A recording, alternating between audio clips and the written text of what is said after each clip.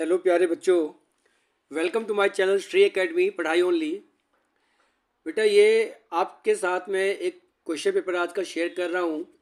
Class 10th science CBSE 2025 का paper, और ये बेटा सेट 2 आपके सामने मैं शो कर रहा हूँ। ये आपको बेटा इसका सॉल्यूशन भी बेटा अभी बताया जाएगा। इसके जस्ट बाद आपके साथ एक वीडियो शेयर किया जाएगा जिसमें इसका सॉल्यूशन मिलेगा आपको। इसमें बेटा आपको जो है जिनका सेट 1 था, सेट 3 था, वो भी इस पेपर को देख सकते हैं कि भाई बाकी सेट के कंपैरिजन में सेट 2 में क्या डिफरेंस रहा। इसके अलावा एक बार पेपर को आप एनालाइज करने के पर्पज़ से आप इस पेपर को देख सकते हैं। और आपको एक बार जो है कि जो आपकी प्रिपरेशन कैसी रही, तो उन सब चीज़ों को एनालाइज करने के लिए आप एक बार इस पेपर को देख सकते हैं। आप देख सकते हैं बेटा कि जो पहला क्वेश्चन है आपका जो है मैग्निफिकेशन, जो कि बार बार बताया जाता था आपको कि भाई काफ़ी इंपॉर्टेंट क्वेश्चन है, और वही क्वेश्चन आपके सामने आ गया बेटा। सिमिलरली बेटा जो हेरिडिटी चैप्टर है उसके अंदर आपको बार बार बताया जा रहा था कि आपको जो है बेटा क्रॉस से रिलेटेड क्वेश्चंस आपके एग्ज़ाम में 101% आएंगे। तो इस तरीके से बेटा आपके सामने देखिए कुछ कुछ क्वेश्चन पेपर्स, कुछ कुछ क्वेश्चंस जो भी हैं, मतलब आप ये नहीं कह सकते कि बिल्कुल ही वन साइडेड क्वेश्चन पेपर था। क्वेश्चन बेटा आपका जो है कॉम्पिटेंसी बेस्ड क्वेश्चंस भी रहे। डायरेक्ट क्वेश्चंस एक भी नहीं आए बेटा आपके सामने, डायरेक्ट क्वेश्चंस बहुत कम थे। तो हम ये नहीं कह सकते कि पेपर बहुत इजी रहा, बहुत डिफ़िकल्ट रहा, ऐसा नहीं है। जिन बच्चों ने CBSE के जो सैम्पल पेपर्स थे, जो प्रीवियस ईयर्स थे, जिन बच्चों ने ठीक से सॉल्व किए थे बेटा, वो उस हिसाब से पेपर बहुत ईजी भी कह सकते हैं। लेकिन जिनकी प्रैक्टिस बहुत अच्छी नहीं हो पाई थी उनके लिए हम कह सकते हैं कि पेपर जो है कंपैरेटिवली डिफ़िकल्ट था। इस तरीके से बेटा देखिए आपके सामने ये सारे मल्टीपल चॉइस क्वेश्चंस हैं। देखिए बेटा हमेशा की तरह 10% रूल वाला क्वेश्चन जो है आपका यहाँ पर आ गया आपका, जिसके बारे में बात की जा रही थी कि 100% आएगा। इसी तरह से बेटा क्वेश्चन नंबर 14 में देखिए जो वायर ऑफ रेजिस्टेंस वाला जो था, इसके बारे में भी काफ़ी बात हो रही थी कि इस टाइप के क्वेश्चन ज़रूर आएंगे आपके एग्ज़ाम में। और इस तरीके से देखिए बेटा क्वेश्चन 15, 16 ये आपका बेटा NCERT बेस्ड क्वेश्चंस थे। इसमें ज़्यादा डिफ़िकल्टी लेवल नहीं था, सिंपल जो है ओरली भी कर सकते थे और सिंपल फॉर्मूलाज लगा करके बेटा आप इसको सॉल्व कर सकते थे। एसर्शन रीजन्स देखिए बेटा जनरली बच्चों को परेशान करने वाले क्वेश्चन जो होते हैं वो एसर्शन रीजन्स के होते हैं, और आप देख सकते हैं कि ये क्वेश्चंस भी जो है बहुत ही सिंपल आए हैं, है ना। एक्जोथर्मिक रिएक्शंस पे बेस्ड है, सिलेरी मसल्स पे बेस्ड है बेटा। नाइट्रिक एसिड का कंसेप्ट आया बेटा, है ना। रेप्टाइल्स, ये बेटा देखिए 20th क्वेश्चन जो है, in reptiles the temperature at which the fertilized eggs are kept decides the sex of the offspring. ये क्वेश्चन थोड़ा सा बेटा आप कह सकते हो कि आउट ऑफ द बॉक्स था, but yes again concept based था बेटा। तो ये आपके जो है बेटा क्वेश्चन पेपर हैं। यहाँ से बेटा आपका सेक्शन B देखिए स्टार्ट होता है, जिसमें कि आपके 2 मार्क्स क्वेश्चन हैं। मैग्नीशियम रिबन बेटा हमेशा की तरह मल्टीपल क्वेश्चन हो चाहे सब्जेक्टिव क्वेश्चन है, मैग्नीशियम रिबन वाले क्वेश्चंस बेटा हमेशा से ही बहुत ही फेवरेट रहे हैं CBSE के। आप देखिए यहाँ पर भी वही हुआ है। इसके बाद बेटा आप देख सकते हैं बेटा ये क्वेश्चंस देखिए आप एक बार थोड़ा सा आप एनालाइज करिए कि कैसा रहा पेपर आप लोगों का। जिनके पास सेट 1 और सेट 3 गया था उनके लिए ये पेपर और ज़्यादा हेल्पफुल रहेगा ये एनालाइज करने में कि सेट 2 में क्या रहा। देखिए बेटा ये जो क्वेश्चन नंबर 18 है आपका, almost as it is question जो है बेटा NCERT में था आपका, है ना। और आपको बार बार बताया भी गया होगा आपके स्कूल टीचर्स के द्वारा, जहाँ भी आपने खुद सेल्फ स्टडी करी है उनसे भी। यहाँ पे बेटा एक थोड़ा सा चेंज आया है। आप ये देख सकते हैं कि जो इलेक्ट्रिकल रेसिस्टिविटी ऑफ 3 मटेरियल्स आपको दिया हुआ है, इससे पहले बेटा डायरेक्टली ऐसे क्वेश्चंस नहीं आते थे कि रेसिस्टिविटी के बेसिस पे आप बताइए कि कौन सा मटेरियल कंडक्टर है, एलॉय है और इंसुलेटर है ना। तो ये भी बेटा एक तरह से आप कह सकते हो कि थोड़ा डिफरेंट क्वेश्चन है। तो ये आपके लिए बेटा एक नया क्वेश्चन था आपके पास ज़रूर।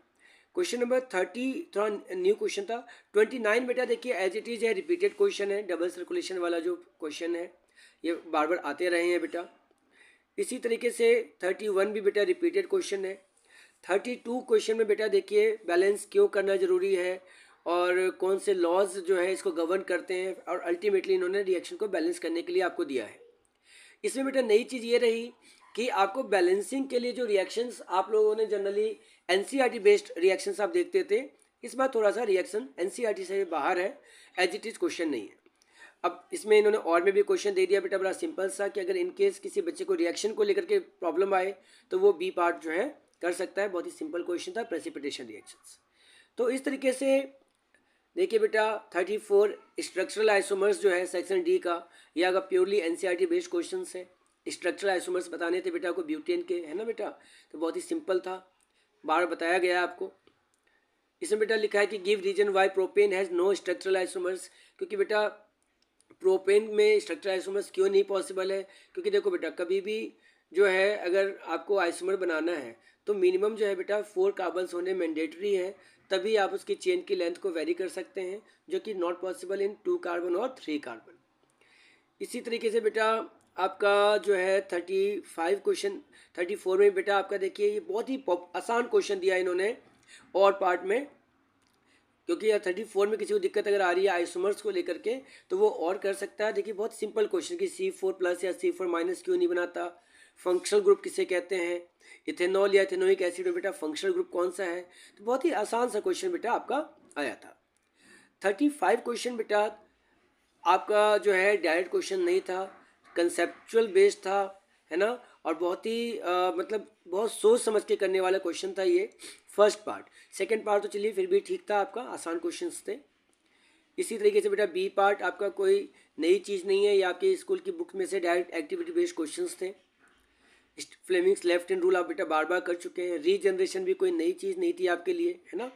तो इस तरीके से बेटा आप देख सकते हैं कि पेपर जो है बहुत ही बैलेंस रहा। इसी तरीके से बेटा जो ये रिप्रोडक्टिव सिस्टम से भी बेटा क्वेश्चन आया, जनरली फीमेल रिप्रोडक्टिव सिस्टम के क्वेश्चंस आते थे बेटा, इस बार आपका जो है ह्यूमन मेल रिप्रोडक्टिव सिस्टम से क्वेश्चंस आए हैं आपके, तो बहुत ही आसान था, है ना। इसी तरीके से बेटा आप देख सकते हैं जो आपके केस बेस्ड क्वेश्चंस थे, ये आपका जो है लाइट चैप्टर से उठाया हुआ है इन्होंने, और 38 क्वेश्चन जो है बेटा आपका जो 38 क्वेश्चन है बेटा ये आपका जो है फिर से एसिड बेस एंड सॉल्ट से उठा लिया। और इस तरीके से लास्ट में बेटा जो आपका स्टिमुलाई वाला जो चैप्टर है बेटा कंट्रोल कोऑर्डिनेशन से आपका जो है बेटा क्वेश्चन आ गया। अब देख सकते हैं रिफ्लेक्स आर्क वगैरह बेटा ये सारी चीज़ें नहीं आई, इन्होंने क्या करा उसके बेसिस पे एक छोटा सा जो है पैराग्राफ बेस्ड क्वेश्चन इन्होंने दे दिया। और हमेशा की तरह बेटा इसी में 39 में जो और पार्ट है बेटा आप देख सकते हैं कि बहुत ही बढ़िया क्वेश्चन जो बार बार मतलब आता ही आता है, सेरेबलम, सेरेब्रम, पोन्स, मेडुला, इस तरह के क्वेश्चंस आते ही आते हैं, उन्होंने बेटा इस तरीके से लास्ट में ये चीज़ें भी दे दी। तो इस तरह से बेटा अगर हम इस पेपर को देखें तो बहुत ही बैलेंस्ड पेपर रहा। हम ये कह सकते हैं कि अगर बच्चे ने अच्छी मेहनत करी है तो 80 में से बेटा अगर एक एवरेज बच्चा भी है तो उसके 55-60 मार्क्स बेटा आने चाहिए। और उधर आपके प्रैक्टिकल के मार्क्स को भी अगर हम कंसिडर करें तो उस हिसाब से आपके अच्छे मार्क्स आ जाने चाहिए। और जो बहुत अच्छे बच्चे हैं जो तो उनके obviously full out of full भी मार्क्स आएंगे, और अब देखेंगे जब रिजल्ट आएगा तो बहुत सारे बच्चों के फुल मार्क्स भी देखने को मिलेंगे। तो प्यारे बच्चों ये क्वेश्चन पेपर का एनालिसिस था। अभी कुछ ही देर बाद आपके साथ बेटा मैं इन पेपर का सॉल्यूशन भी शेयर करने वाला हूँ। जिन बच्चों ने मेरे चैनल को सब्सक्राइब ना किया हो उसको सब्सक्राइब कर ले बेटा, अपने फ्रेंड्स के साथ शेयर करें। और मैं बेटा आपके साथ आपका आंसर शेयर करता हूँ, किस बच्चे को कौन सा पार्ट मुश्किल लगा, डिफ़िकल्ट लगा, वो भी एक बार आप कमेंट में ज़रूर मेरे साथ शेयर करें। Thank you very much.